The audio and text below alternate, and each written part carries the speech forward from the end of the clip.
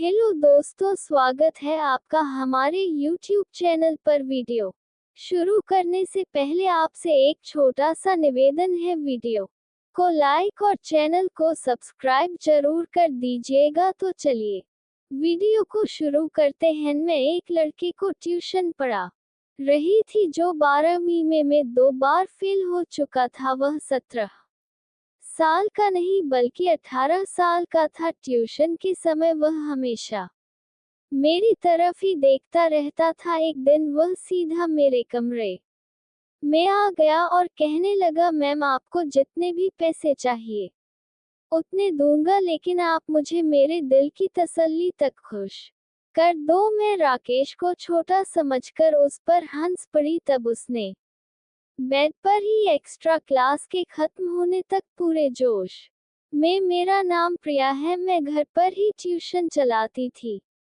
और 12वीं तक के लड़के लड़कियां मेरे पास पढ़ने आते थे।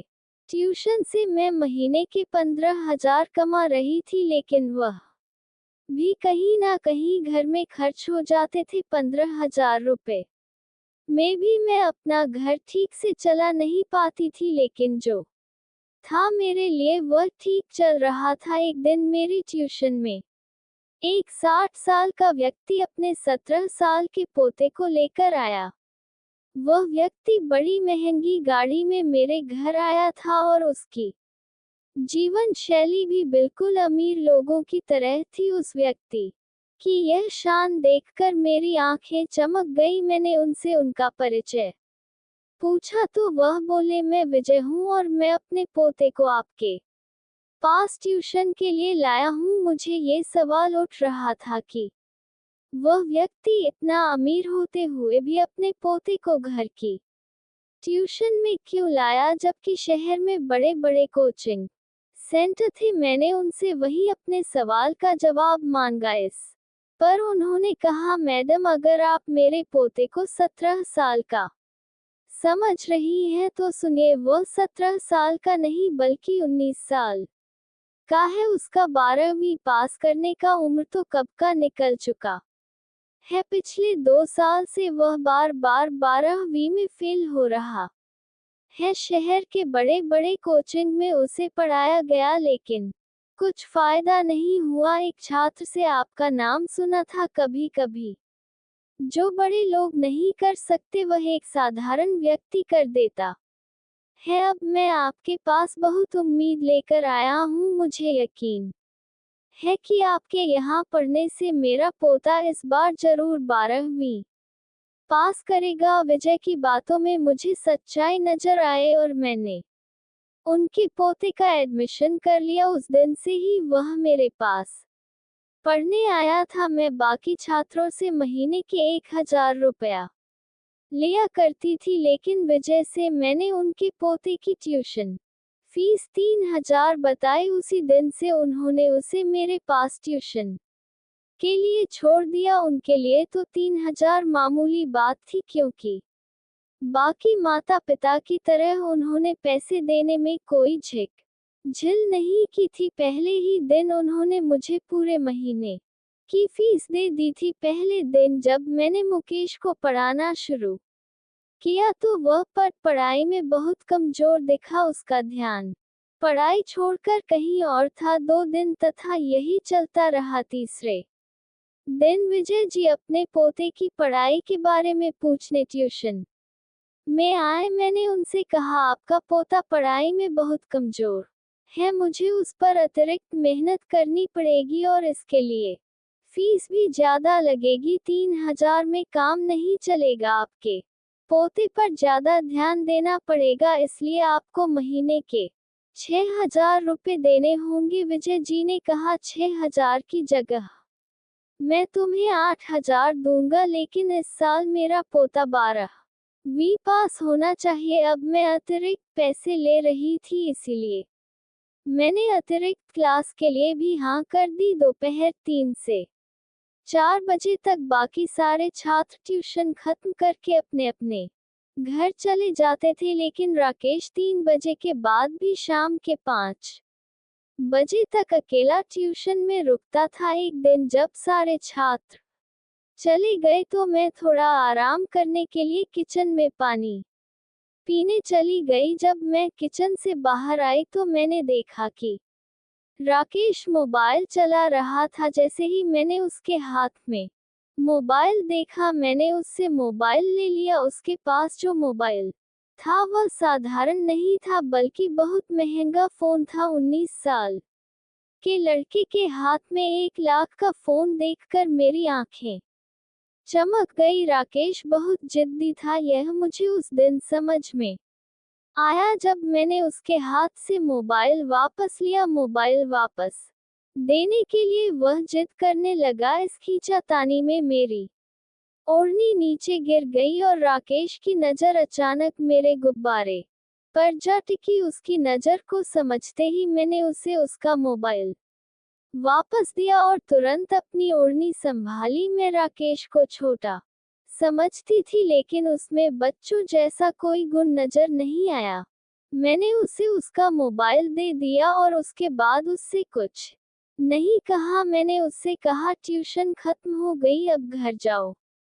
तब वह मेरे पास आकर बैठ गया और बोला, मैम मुझसे गलती हो गई। बोलते बोलते उसने मेरा हाथ अपने हाथ में ले लिया। उसका स्पर्श मुझे किसी बड़े व्यक्ति की तरह महसूस हुआ। वह मेरे पास बैठा था। तभी मेरा पति घर आया। मेरे पति ने हमारी ओर ज्यादा ध्यान नहीं दिया, क्योंकि वह राकेश को एक छोटा लड़का समझता था। जब राहुल घर आया तो मैंने उसका उतरा हुआ चेहरा देखा। मैंने राकेश से कहा, मुझे तुमसे कोई नाराजगी नहीं है, अब तुम घर जाओ, ट्यूशन का समय खत्म हो गया है।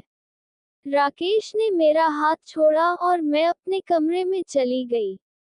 मैंने राहुल से पूछा, राहुल क्या हुआ, तुम्हारा चेहरा इतना उतरा हुआ क्यों है? इस पर वह बोला, इस महीने मेरी तनख्वाह कमाई है कई हफ्ते। इस महीने मेरी तनख्वाह कमाई है कई हफ्ते। इस महीने उसके उतरे चेहरे को देखकर मैंने उसे अपनी अलमारी से 30,000 निकाल कर दिए। मैंने उसे बताया कि मैं अपने ट्यूशन क्लास से अच्छी कमाई कर रही हूँ। पैसे देते ही राहुल ने मुझे गले से लगा लिया। जब उसने मुझे गले लगाया तो मेरी नजर कमरे के दरवाजे पर गई, जहां मुझे राकेश दिखा। वह हमारे कमरे में झांक रहा था। उसे देखते ही मैंने कहा, राकेश तुम यहाँ? तब वह राहुल के सामने हिचकी सा बोलने लगा। राकेश ने कहा, मैम मुझे मैथ का एक सवाल समझ में नहीं आ रहा था, इसलिए मैं रोका था। तब राहुल फ्रेश होने के लिए बाथरूम में चला गया। मैं राकेश को लेकर बाहर हॉल में आई। घर में ट्यूशन लेना बहुत मुश्किल होता है, क्योंकि बच्चों की नजरों में क्या आ जाए ये कहा नहीं जा सकता। हॉल में आते ही राकेश ने कहा, गणित मैं कल समझा दूंगा, और फिर वह घर चला गया। अगले दिन राकेश एक्स्ट्रा क्लास के लिए 4 से 5 बजे तक रुका। उसे मैंने थोड़ा अभ्यास देकर अपने कमरे में चली गई। आज शाम मैंने तय किया था कि मैं अपने लिए एक जोड़ी झुमके खरीदूंगा किए थे, जिनमें से 30,000 मैंने राहुल को दिए थे। बाकी 15,000 रुपए कहाँ गए मुझे कुछ समझ नहीं आया। आखिरकार मेरी आंखों में आंसू आ गए। तभी अचानक राकेश वहां आ गया। उसने मेरे आंसू पोंछ और मुझसे पूछा कि क्या हुआ। मेरी समस्या सुनकर राकेश अपने बैग से 40,000 रुपया लाया और मेरे हाथ में रख दिए। मैंने भावुक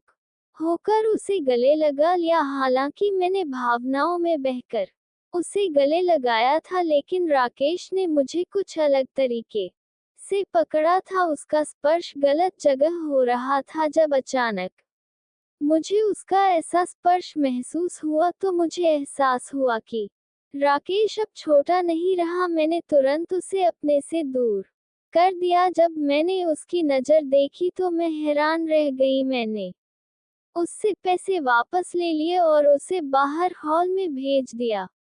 उस दिन के बाद से राकेश मुझसे और ज्यादा चिपकने लगा। वह मुझसे हंसकर और खेलकर बात करने लगा था। ऐसे ही दिन बीतते गए कुछ दिन बाद जब मुझे फिर से पैसों की जरूरत पड़ी, राकेश की नज़र फिर से वह मुझे ऐसी जगह घूर रहा था कि मुझे अपने दुपट्टे का भी ध्यान नहीं रहा। मेरी नज़र राकेश पर थी, वह पुरुष जो स्त्री के नखरे उठाता है और उसे खुश रखता है, उसी के साथ समय बिताने की स्त्री की इच्छा होती है। पिछले कुछ दिनों से मैंने अपने पति को खुद से दूर रखा था क्योंकि वह मेरी जरूरतें पूरी नहीं कर पा रहा था, इसीलिए उसे मेरे साथ समय बिताने का भी हक नहीं था। जब मैंने अपना दुपट्टा ठीक करना शुरू किया तो राकेश ने मुझे अपना एटीएम कार्ड दे दिया। उसका इरादा यही था कि मैं अपना दुपट्टा ठीक ना करूं। मेरी सुंदरता देखकर वह मेरी मदद कर रहा था, यह मुझे समझ में आ गया था। धीरे धीरे मैंने उसे अपने प्रेम के जाल में फंसाना शुरू कर दिया। अब उसका ध्यान पढ़ाई से हटकर मुझ पर ज्यादा था, मुझे भी उसका ध्यान अपनी ओर से हटने नहीं देना था। एक दिन शाम को राकेश के दादाजी उसे लेने आए थे। उन्होंने कहा, आपके पास मैंने राकेश की ट्यूशन लगाकर सही निर्णय लिया है, क्योंकि उसे ट्यूशन में आने की बहुत ज्यादा चाहत होती है। राकेश को पढ़ाई की चाहत थी या किसी और चीज की, यह उसके दादाजी को नहीं पता था। एक बार राकेश ने मुझसे कहा, मैम आप साड़ी से भी ज्यादा अच्छे छोटे कपड़ों में लगोगी। तब एक्स्ट्रा क्लास के समय राकेश मुझे शॉपिंग के लिए मॉल में ले गया। उसने मुझे बहुत महंगे कपड़े खरीद कर दिए। मैंने उससे कहा, तुम इतना पैसा खर्च कर रहे हो, अगर तुम्हारे दादाजी को पता चला तो। इस पर राकेश ने कहा, अगर दादाजी को पता चला कि मैं कितना पैसा खर्च कर रहा हूँ तो भी वे मुझे कुछ नहीं कहेंगे, क्योंकि मेरे खर्च के लिए वे मुझे कुछ नहीं कहेंगे, क्योंकि मेरे खर्च के लिए वे खुद पैसे मेरे अकाउंट में डालते हैं। दादाजी मुझे 2 लाख पॉकेट मनी देते हैं और पिछले कई सालों से मेरे अकाउंट में काफी पैसे जमा हो चुके हैं। मैंने आज तक किसी पर खर्च नहीं किया और अब तुम पर कर रहा हूँ। राकेश का जवाब सुनकर मेरी आंखें फटी की फटी रह गई। यहाँ मुझे महीना भर काम करने पर भी पूरे 30,000 नहीं मिलते और मुकेश की पॉकेट मनी ही 2 लाख थे। उसकी पॉकेट मनी होने के बावजूद अब मैं उस पैसे पर अपना अधिकार जमा रही थी। उसी पैसे से राकेश मेरी इच्छाएं पूरी कर रहा था। उस दिन मॉल में 2 घंटे घूमने के बाद मैं बहुत थक गई थी। घर आते ही मैंने आराम किया और फिर अपने कमरे में बाल सुखाने लगी। तभी राकेश मेरे कमरे में आ गया और वहीं पर पीछे से गलत जगह पकड़ लिया। दोस्तों, ये कहानी आपको कैसी लगी हमें कमेंट में जरूर बताएं। यदि आपने अभी तक हमारा चैनल सब्सक्राइब नहीं किया है तो चैनल को सब्सक्राइब करके बेल आइकन को जरूर दबाएं। धन्यवाद।